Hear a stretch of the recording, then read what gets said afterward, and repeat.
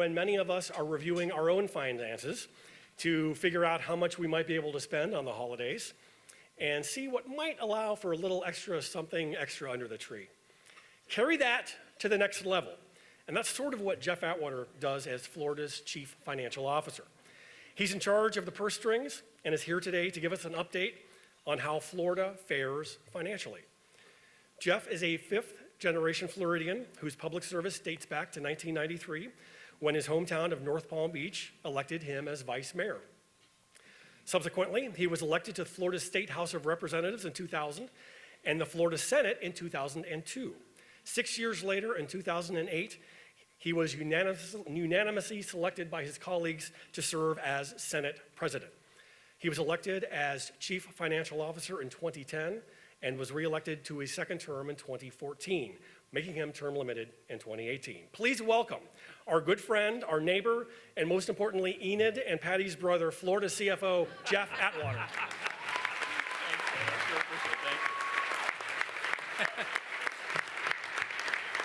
It's good to be home. It's wonderful to be home. Thank you very much. Ed, thank you, and to all the Forum Club, your officers, and to all Forum Club members, thank you for the real privilege of being with you today. The things I will speak of today, I hope you'll take some responsibility for. You informed me. You allowed me into your businesses to be your banker. You taught me. I saw the entrepreneurial spirit that you created, and I've tried to take that to Tallahassee. So if you like what you're seeing, take credit. If you don't, well, you shouldn't have taught me so well. I went off and did what I thought I should do. So thank you to letting me come home to have this day. Lucky Arnold, thank you for the ministry that you've offered our family for many years and for keeping all those things that we would say in confession just between us. You're an extraordinary man in this community. I'd allow to make just one introduction, if I may, because this is such a rare occasion. Normally, by Sundays, we're off on that 6-hour drive to Tallahassee, not getting home till Friday, so it's such a treat to be with you on a Monday. And a real treat that I'd have with me today, my family. So if you just might indulge me, I'd be thrilled to introduce my wife, Carol, here. Daughter Amy Lee, son John, daughter Amanda, and daughter Courtney. Amy Lee, John, and Amanda are all graduates of Florida Atlantic University, and Courtney is a sophomore at Florida State University. So that would lead me to wanting to make just one last introduction. We have an extraordinary president at Florida Atlantic University that is bringing this university to new places, and we are all going to benefit Florida, not just this community, but all of Florida. John Kelly, you're out there somewhere. Dr. John Kelly, there he is. Okay. So I'm your CFO, and I'm going to talk numbers, but numbers are not the story. It's the story behind the numbers that's important, the human spirit, the get up and go that we are as a country. So I'm going to take some time, and I'm going to give you just a 10-year horizon of decision making, because in government, in all levels of government, just like in your private enterprise, decision making is critical. There will be consequence to each decision. I can't re-spend any dollar I've already extracted from your pocket a second time. I must do it wisely and efficiently, just as you would with the shareholder dollars that you're entrusted with. Mine is your tax dollar. So I'm going to give you a little walk through time.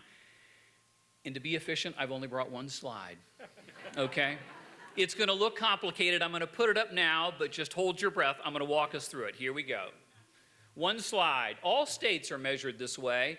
On what we call the y-axis, or for you baseball lovers, the third base line, that's the line going up and down. That line is going to measure how much debt that state has taken on as a percentage of all the income of all the people that reside in that state. On the x-axis, or what I would call the first baseline, is all the revenue that comes in from tax dollars, the taxes that that state would burden or will extract from every household or small business owner on a per individual basis. That's on the x-axis. Now I'm going to show you where all 50 states are on this graph. These are our peers. The 5 largest states in the union, just as you would with your enterprise, you identify who is our competition, because in this great country, you can pick up and you can relocate. If you find something more attractive to you, you can get up and go to a place where you believe you have an opportunity for greater levels of success. So our peer states, the 5 largest states, would be California, New York, Illinois, Texas, and Florida. I didn't label all the other states because I knew you would spend time wondering, where does my aunt live, or where was I born? So Trust me. I will tell you the green dot in the top right-hand corner is Hawaii. The point of this being, every state in 2004, this would show you how much debt they have placed upon the future citizens of that state to pay back, or how much they're presently taking out of your wallet to run that state. Now, here's what's going to be important. I'm going to animate the slide across 10 years, and you'll just see the decision making. When we're done at the end of this, I'm going to give you some indicators as to how well those decisions are now creating the environment for success in those states. First off, though, I've now animated to show you the size of the bubble per state is where it represents itself on the y-axis. That's how much debt. The bigger the bubble, more debt that it's placed on the backs of its citizens to be paid back in future years. Okay, so here when I begin, take one last quick look at this. Look at how tight we are. The difference in our taxes is relatively constrained in 2004. Now, when I put it into motion, think about 2004. Strong economy, which in Florida means you would expect that bubble might move to the right. People are buying furniture. They're buying a washer dryer. They're buying a car. They're buying the house. 6% of everything they do comes into state revenue. States that are more driven by a personal income tax, they may move to the right because income is growing fast, faster than population growth. And that's being extracted as part of their household income. So let's put it into motion now, and let's see what you would expect to have happen 2004, 05, 06.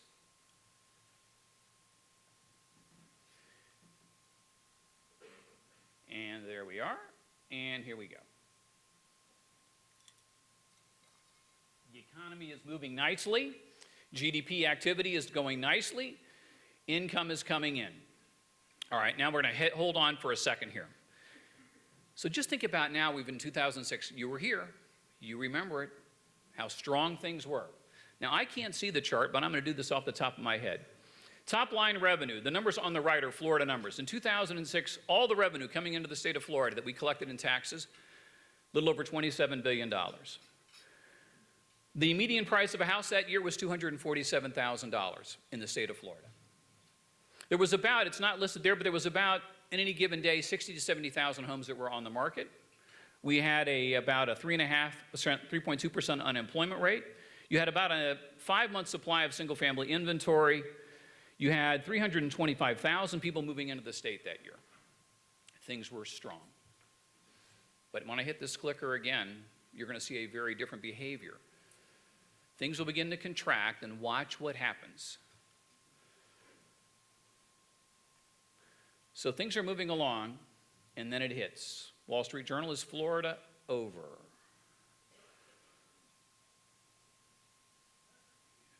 Challenging economy, we're all pulling back. Here we find ourselves now in 2009. What happened between those two clicks, those 36 months? Our top line revenue went from $27 billion to $21 billion. 25% of all of our revenue evaporated. We went from 325,000 people moving to Florida to 125,000 people moving to Florida that year. We went from $257,000 for the average price of a home to $145,000. It would ultimately fall to $119,000. We had a 10.5% unemployment rate. In between those two clicks, 900,000 Floridians lost their job. We now have, I think I said it already, a 10.5% unemployment rate. It would ultimately get to 11.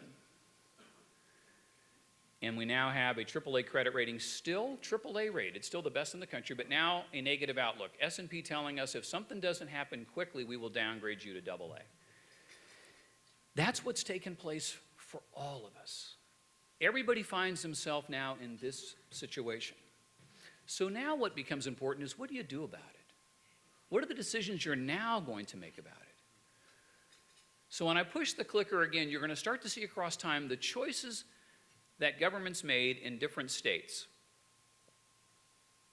The question will be this: I'm without 25% of the revenue I once had. But what about you? How about you in this room? You were feeling it too. So is the answer going to be which problem on which set of books is the most important to fix right now, at this very minute? Florida will make a choice, and other states will make a choice.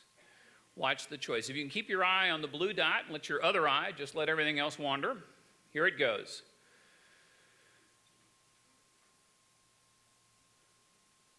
And look at the headlines. Taxes being raised, jobs being lost, companies moving out. Taxes and more taxes and more taxes in other states.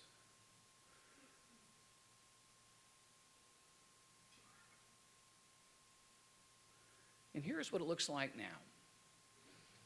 The important part of this slide that I'd like to show you is a decision-making that was taking place across this time. And there are legislators that are in this room, and they were all announced.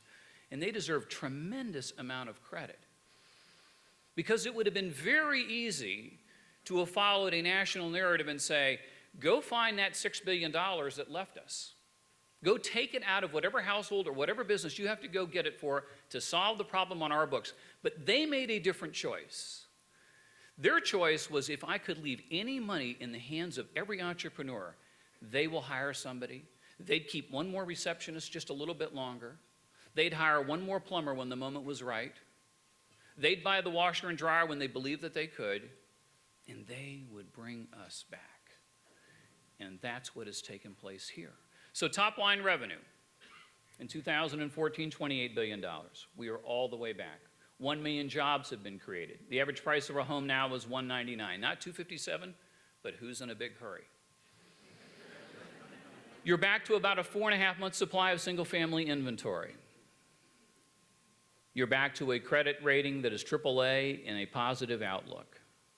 You're back to almost 300,000 people moving to the state of Florida this year.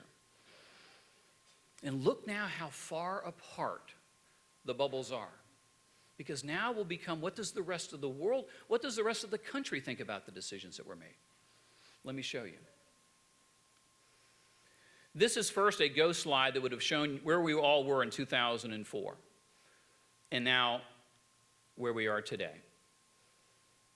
Between those two clicks, 43 states chose to raise taxes by over $100 on a per individual basis to solve the problem on their books.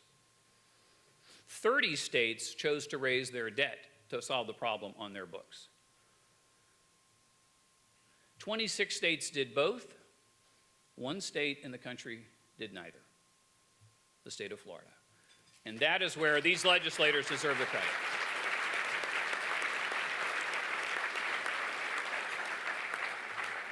Solving the problem on your books was far more important than solving the problem on ours. We solve yours, you bring us back, we're going to be just fine. And that's what you have shown us. Here's what the credit rating agencies think of us. AAA is the highest credit rating you can have. Every one of you in this room, you went to borrow a car, they'd pull a credit bureau on you, and you get a credit score. Those of us who borrow money publicly, AAA, AA, or single A. There are 16 states that have a AAA credit rating. Florida and Texas are one of those, and you can see where they show up again in the lower left-hand corner, the states that are most fiscally disciplined. States that are borrowing more, spending more, taxing more to the right, on average, are not going to be AAA-rated states. There are 2 single-A-rated states, Illinois and New Jersey. Now, I want to be careful, and welcome from Illinois. Stay as long as you can.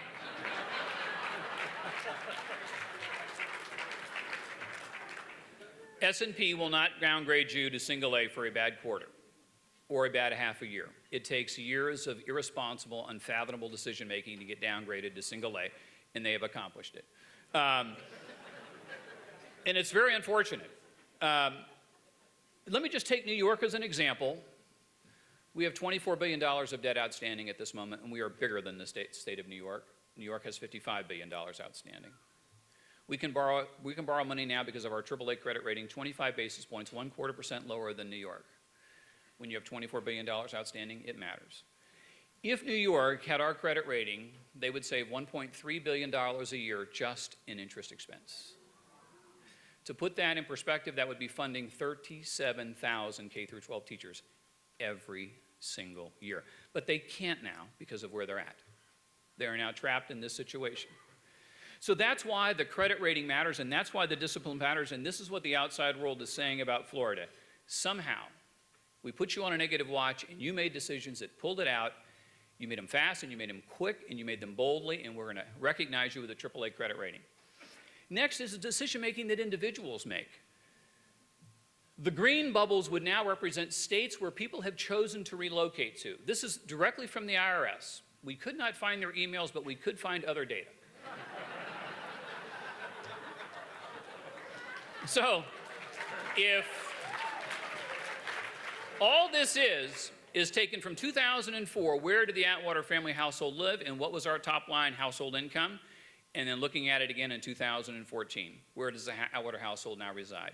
This is money moving every single day to the states where people believe and business owners believe they can be successful. And is it any surprise where they're at? So again, you would see the top 10 states are in green, the bottom 10 states are in red. Those are the states that are losing their economic engine. So I think, again, I don't have in front of, I can't see the slide, but I think it's about $64 billion that Florida over the last 10 years would have received in household income moving from other places in the states. In the top left-hand corner of that slide, and I hope you can see it, is where it came from, primarily New York, New Jersey, and Illinois, relocating here to make their lives here. Why does this matter so much? All economic activity begins when one of us in this room reaches for our wallets to buy the washer and dryer. And if you're giving up, like the state of New York, $44 billion over a 10-year period, you are giving your economic engine to somebody else. You are permanently hampering your capacity for economic prosperity. But these are the choices that individuals are made in this federalist system. I'll go where I believe people would believe in me and my God-given talent and my inspired work ethic more than any place else. And they're choosing here more than any other place in the country. And that's why it matters. So think about the situation that these states have now created for themselves. How do I turn this around? And look how far out I already am on the tax scale. Here's just another way to look at the last 10 years of winners and losers.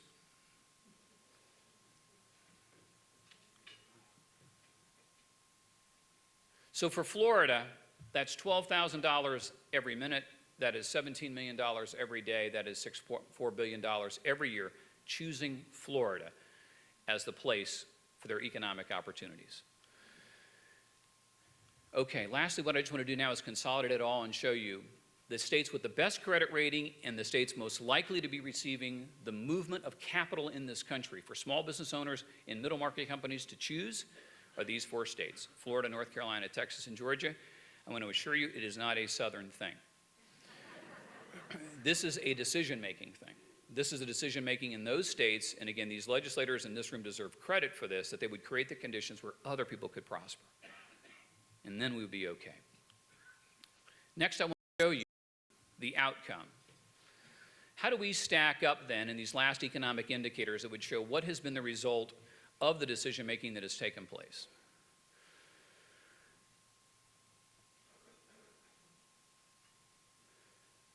All right, here you have 5 measures, and there was plenty others I could have chose. Annual job growth rate. These are our peer states. What is your year-over-year growth in your job creation? Florida ranks 4th in the country in percentage growth, number 1 in job growth as a pure number. So over the last year, Florida's grown more jobs than any other state in the country, far exceeding the national average by 50% in job creation on a growth rate. In GDP growth rate, all economic activity that has taken place, Florida is second only to Texas. I would imagine this is 2014, then when 2015 comes in and the whole issue regarding oil is very hard on their economy, that Florida will probably close the gap. But you can see again, we are now running 25% faster as an economic engine than the country. 25% faster than the country is moving. Business tax, actually that's all tax. It's just when a CEO is asked the question, where will you move if you create the next manufacturing plant, the next distribution center, they say Florida, Florida, Florida. Because your tax climate is attractive on us to be successful. And you can see where our colleagues reside. Fiscal condition. Every year, the George Mercatus Center from George Mason University publishes, looking at all states' financials, which ones are the most financially sound. And again, from where we were 10 years ago, we ranked 5th in the country And this would measure all fiscal, including pension, budgetary, solvency ratios. This is where we now rank in the country. An overall freedom index is basically the John Locke Foundation out of North Carolina saying educational opportunity, fiscal opportunity, regulatory scheme, how does it rank every single state, and puts it all together, and it ranks Florida as the greatest place for individuals to achieve their dreams. Now think about, just to go back to the two prior to that one, fiscal condition. If Illinois, New York, and California already rank 44th, 46th, and 50th in their condition, and they're already out, so far out on the tax scale compared to their peers in other states, how will they solve their problem that they have dug themselves hole? All of us had a choice. All of us had decisions to make. This is where this stands. So, Ed, what an honor to come back and share this with you on the decision-making that took place in Florida. Again, I want to recognize legislators in this room.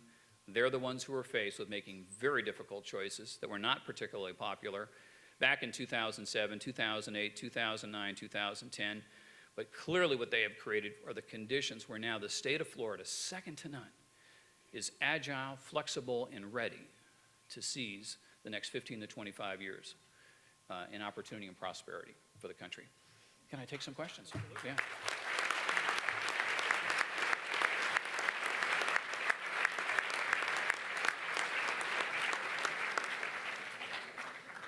The two most difficult questions will come from our students. So let's start with students from Olympic Heights High School.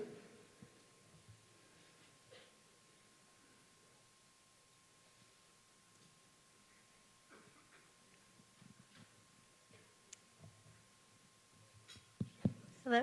Hi. Hi, my name is Stephanie Agassi. I'm a senior at Olympic Heights. Mr. Atwater, one of your priorities since assuming office has been to aggressively eliminate fraud that increases the cost of living for Floridians. What programs have you been able to put into place, and when will Floridians see lower costs? Great question, Stephanie. Thank you very much. This is, again, I want to thank everyone in this room. Having the privilege of being your banker, hopefully at one time or another, I saw the strategies you put in place to win when I assumed office. I asked our team, how much better could we get? We have 100 sworn law enforcement officers that fight fraud. They said 3% better. I said, that's just not going to work. There are people in Hialeah that can't afford auto insurance. There are people in, you can name any place in South Florida that can hardly afford property insurance any longer with the fraud that's taking place. Let's get 50% better. What we did is we went to every state attorney, into every sheriff's office, and we laid in front of them our ask. What could we do to present better cases? How could we work better together? I could tell you in our first 6 months in office, we arrested and convicted more individuals than my predecessor did in 4 years. I've been in office today 1,810 days, and we have arrested and convicted over 7,000 individuals. That's 4 people every single day, including weekends and holidays. Now, your question, for the first time, we are seeing auto insurance rates begin to come down for the first time, but that had to take getting the fraud out of the system, and I'm not sure that presently that many are familiar with the PIP system can be saved. It is tremendously laced with fraud, and we've done everything we can to extract cost that was fraud-driven.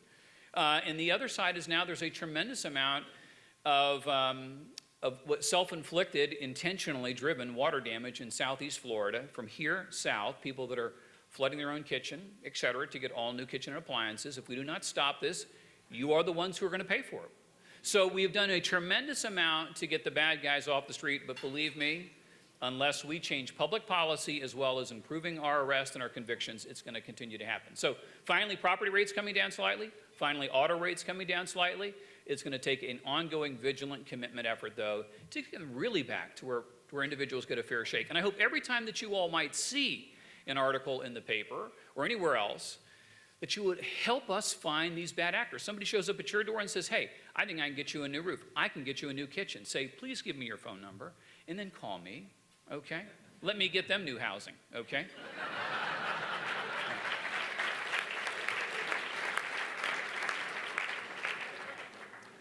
And you, our Stephanie. other student question is from students from John I. Leonard.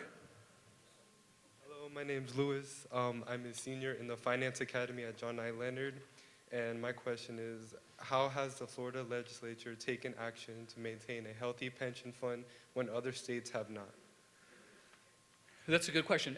Lewis asked a very good question. So they've actually done a very good job, and I'm not sure we communicate this well enough. So again, these legislators in this room will deserve tremendous credit. Pensions are considered good in the industry if they're 80% funded. All of our 120,000 employees are not going to retire on the same day. So if it's 80% funded, it's considered to be a well-funded pension. Ours is at 87% funded.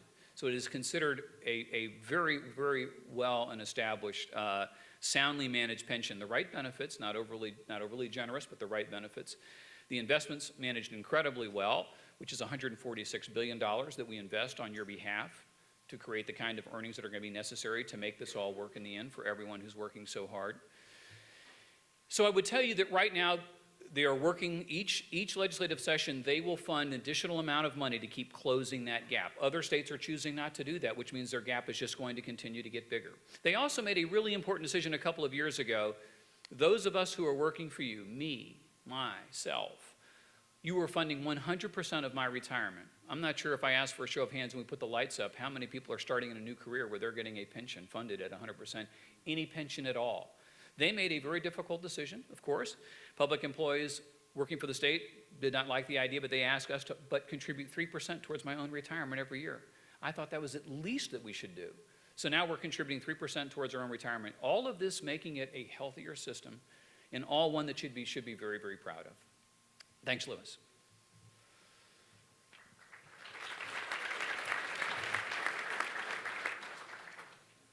If you have a question written down, please hold it up in the air, and one of our volunteers will come and get it and bring it up. Jeff, you talked a little bit about fraud. Is there anything your office is doing particularly about identity theft? Yes, we're also arresting those, and I'm getting some pushback, which I don't quite understand. So anyone who would be, identity theft is not ours uniquely, Ed.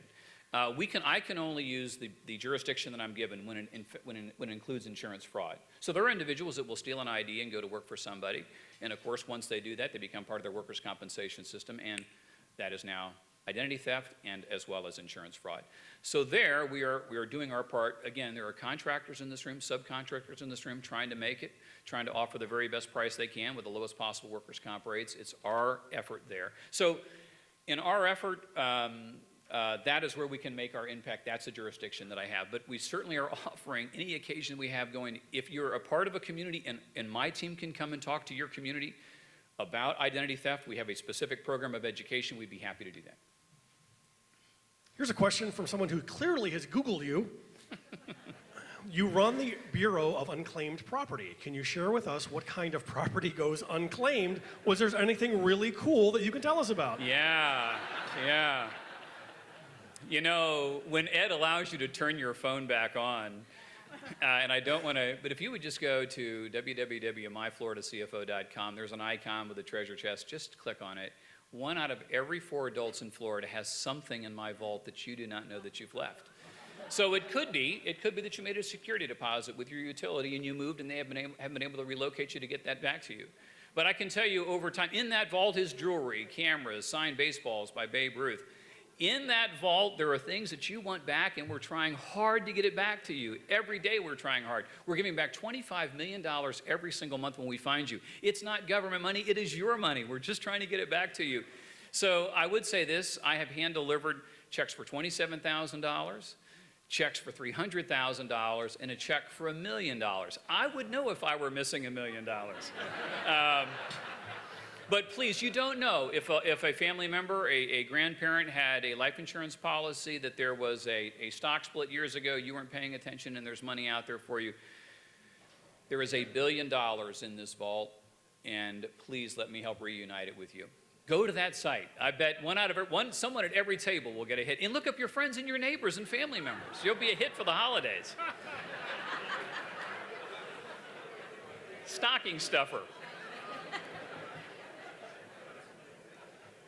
Here are a couple of questions about your job as a cabinet officer. It's tough to keep an eye on Florida government from 400 miles away. and the George Bailey ouster raised a few eyebrows, does the Florida cabinet process and relationship with the governor need to be more transparent? Yeah, that's a really good question, and I think you saw how that played out. All of us felt that was to be the case. That the four of us, you would not at home create this organizational chart for your own company, where 4 individuals manage 13 agencies but cannot speak between meetings. It is, I would not call it the most efficient, but it is ours. And if I am to speak to another cabinet member specifically about what I would do if we could make a change at highway safety or our land acquisitions or the Department of Revenue, I have to wait until there's a public meeting. And so when someone in that case, we thought, I think honestly, after serving 3 different governors was stepping down, apparently that was not the case. We weren't talking to one another. So we have gone about a whole new process of very clear, objective annual reviews for anybody that works directly for the cabinet. We all went back through training on the Sunshine Law to be sure that no one was speaking on my behalf. I didn't ask somebody, could they find out where the governor's office is at on this issue. These are all inappropriate. It doesn't fit. It's not right. I hope we would make you proud that we understood that we had to get more transparent and operate within the system that you've asked us to operate in. So it's a very good question, and I hope we're getting there. Can Florida afford the governor's $1 billion tax cut proposal, and what does that do to future revenues and expenditures? Yeah. It's a good question. And the legislators in this room are going to answer that by the end of March. I would tell you it's a very good question. We're anticipating, just so that you would know the numbers, and just so that even what I have shown you, there are real challenges ahead for Florida. There is this whole idea of sustainability. How can you continue to grow 300,000 people a year and that be your economic engine? We must diversify. People from Scripps and Max Planck are in this room, and what they're partnering with Florida Atlantic University, and what many people in this room did to be sure that it would happen, Phil, and so many others.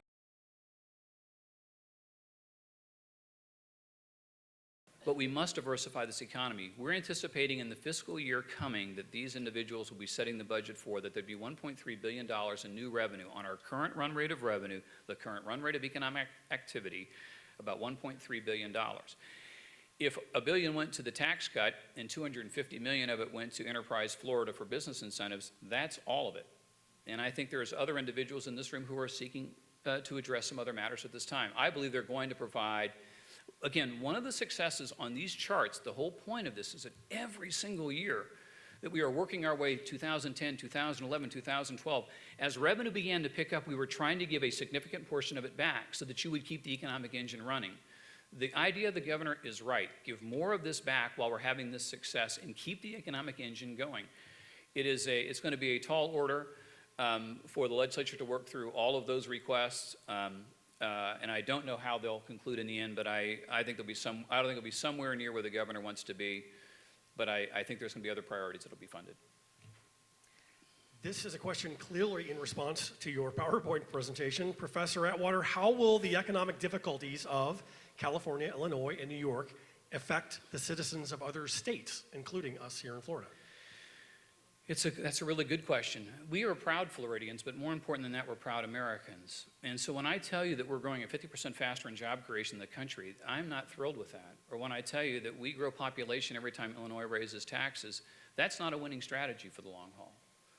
Every one of these states in this great system should be working very, very hard to create the conditions where individuals going to a chamber meeting this morning in their little community feels they have an opportunity to succeed. And we Americans have to do the same thing. So when any one of these states is struggling, I'm hopeful that they would be willing to take the PowerPoint slide back to their state and say, the decisions that Florida's making have no patent, there's no restrictions. Let us reacquaint ourselves with the capitalist system and free markets. Let us once again believe in the individual and get us back up on our feet. The far bigger problem is our federal government, which I know there's not time for today.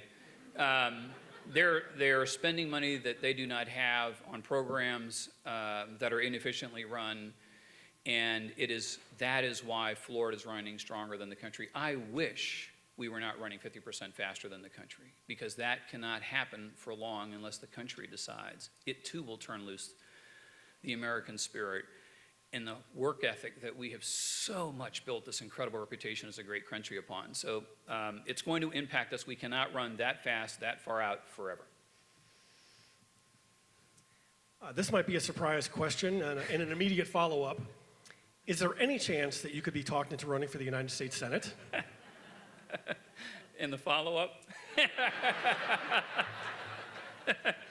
Are you going to run for governor? I've invited a family guest here today that are really going to be an important part of that decision. You know, let me answer both. I was given the extraordinary good fortune just a year ago to be reelected to this office and see if I could apply my skill sets, and again, all that you have informed me of over the years, to be the very best possible CFO.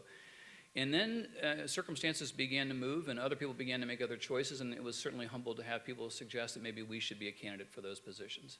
We asked to be the treasurer of the state. We are going to continue to be the treasurer of the state. That is my obligation.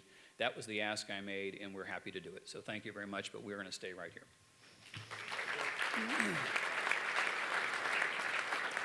Before we get to our final question, Jeff, I want to thank you for speaking at Forum Club today. That's a gift on our behalf. We're very happy to have you back. Thank you. And before we go, remember when Jeb Bush is here on the 28th, parking is at a premium across the street, so please plan ahead. Jeff?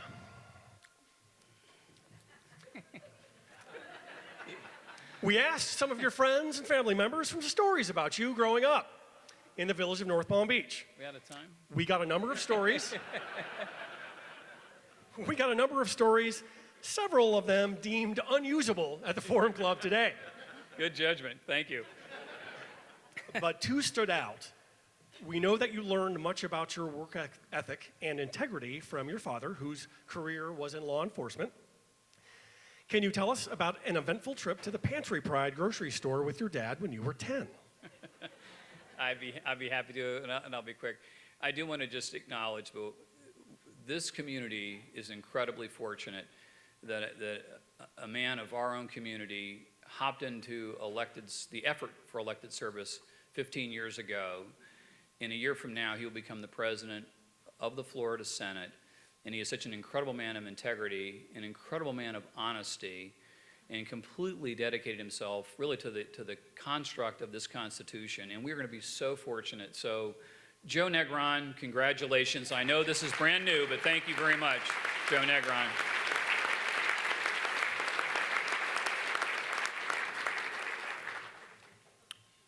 It took you 8 years longer, but I'm glad you made it, Joe. Just kidding. I would, my family is here, my sisters are here. I wish everyone, my sisters and brothers could have joined us. We all are still very, very close in this community. Our mother could not make it today. She's an extraordinary woman in her own right, volunteer. Many people in this room, she taught you tennis. She's 90 and going strong, and I wish she was here today. Dad was a World War II P-51 fighter pilot, special agent in the FBI. It was a pretty disciplined household, to say the least. And we were lucky for it. He redirected and helped us focus on a few occasions.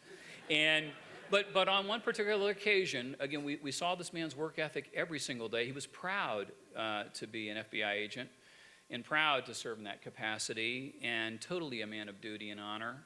But there was a local Pantry Pride there in North Palm Beach where it had Carnell's 9-to-9 barbers, and he and I would go up on a weekly basis. He did the shopping, not Mom, and our table would understand why. And one day we were walking through Pantry Pride together, and he said, "Go stand outside." And so I went and stood outside. I was, probably 10 or 11 years old. And within about 3 or 4 minutes, he came walking out with a gentleman, and Dad had spotted a man on the 10 most wanted list shopping inside Pantry Pride, and without any backup, without any weapon, he walked up and said to the man, "My backup's outside. Do you want to?" He said, "Do you want to make this easy or do you want to make it hard?" And he walked right out front with the guy, and I ran up to him, and the guys, I said, "Hey, Dad," and he said, "Was this the backup?" and Dad arrested him and took one more bad guy off the 10 most wanted list. But that was my father, always on duty, always there to serve. Thank you all very much. Pleasure to you. Thank you for letting me come home. Students, please join us up here for a picture. To the rest, happy holidays.